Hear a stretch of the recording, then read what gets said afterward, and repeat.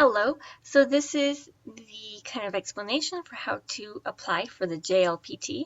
So the first thing you need to do is go to aatj.org, the American Association of Teachers of Japanese. They're the one kind of overseeing the JLPT. And you just need to click the very first link that's on their website. After that, you're going to see this box. Click here to register for the 2014 JLPT. So you just want to click that.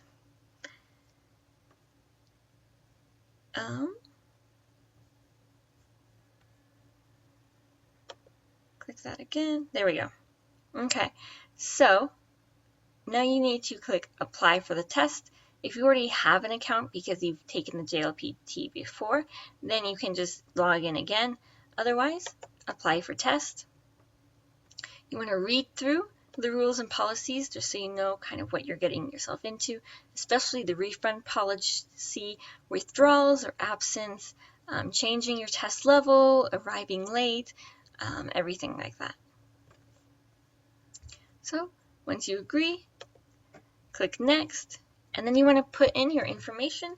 So your first name as well as your last name. If you have a middle name, include that as well. These details are what's going to appear on your certificate that you will get in the mail if you pass the test. Then you want to include an email that you regularly check.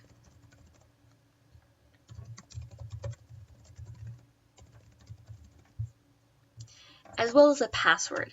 And make sure this is a password that you can remember.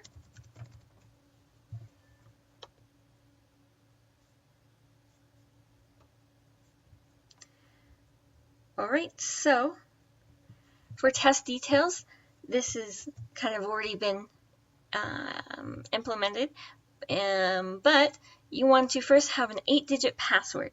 This is going to let you look at your test scores once they are put up online, so you get it a little earlier than it will arrive in the mail. So you want to make sure that this is a number that you can remember. So right now I have 1 through 8, but you might want something a little more creative than that. And if you do that, then you want to make sure that you write that down. Next is choosing your test level. So N5 is the easiest level. That's for beginners. If you're in Japanese 2, then you should take the N5. If you are in Japanese 3, then you can take the N5. Or if you're up for a bit more of a challenge, then you might want to try the N4. Then you need to choose your test site. So Boulder, Colorado is at the very bottom, second to the bottom, because it's a very new location that's been added. So it's not in alphabetical order. So you choose Boulder, Colorado, your native language, and then if you need a special arrangement, make sure you look at this information that's on the right side. If you don't need a special arrangement, then just click no and continue. Then you want to put in your address information. So this is where your certificate is going to be sent to you. So you want to make sure that this information is correct.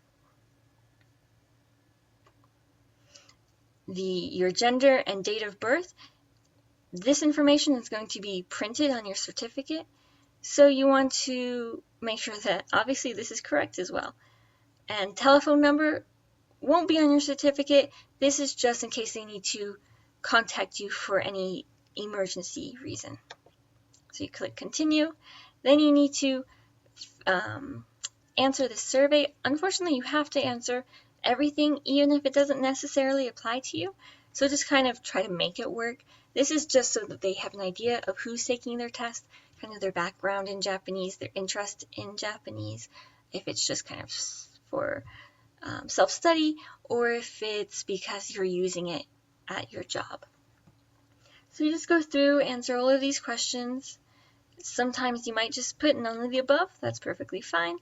Now you get to your confirmation page. You want to make sure that you look through all these details, especially name, email address, everything that really applies directly to you. Make sure that you understand it, everything is correct. Look at the test level, make sure it's the test that you signed up for. Your 8-digit password, make sure it's the same. Make sure you've written it down. And then pay here, and this finally takes you to the checkout page. And so you want to put in your credit card information, expiration date, and then the code that's on the back of the card, as well as your information for billing, and then you click pay. If you don't want to pay online, then what you need to do is, if you go back to the AATJ website, then you have an option, register by mail, and you can do that. And so that will require you to kind of download some PDFs, sign them, fill them out, and send a check to them in order to pay. And you need to make sure that check or money order, all of that is sent by October, or received by, not just sent by, received by October 3rd. Fortunately, AATJ is in Boulder, so you could probably even just drop it off yourself, but at least it doesn't have too long of a way to go if you do send it by mail. Okay, so that is how you sign up for the JLPT. Let me know if you have any questions, and good luck.